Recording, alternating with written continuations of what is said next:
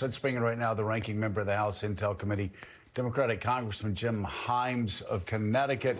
Congressman, thanks so much for being with us. I mean, you know, if from a distance you look at what's been going on, and you have the Iranians who launched attacks at Israel, probably understanding they weren't going to be able to get through the Iron Dome and through all the defenses, but they did it. A barrage of drones and missiles a couple of nights ago.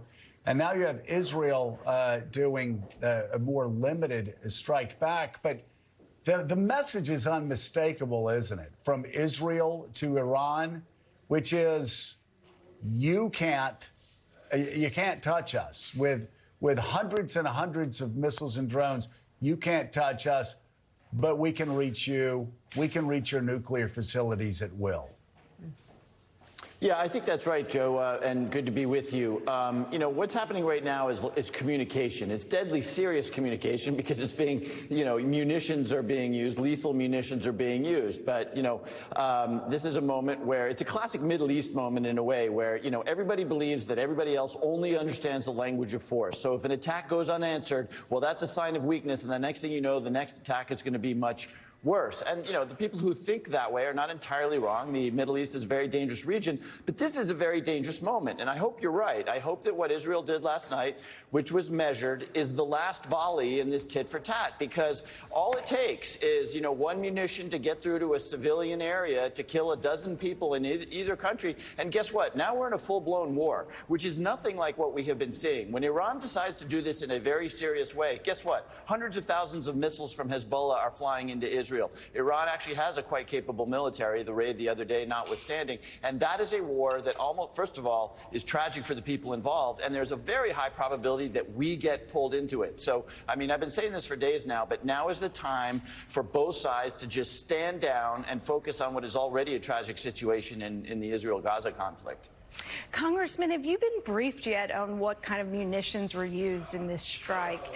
Were these ballistic missiles or drones? Do you have any new information about that?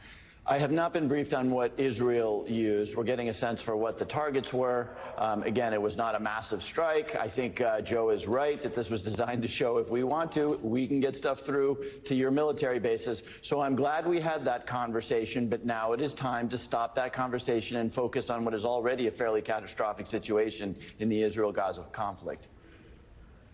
Let me ask you, Congressman, about Ukraine aid. Well, not just Ukraine aid, but aid for Israel, aid for Gaza, aid for Taiwan as well.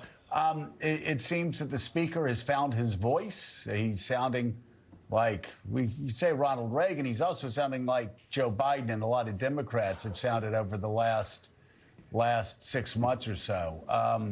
Do you think that at the end of the day, these 4 bills end up passing?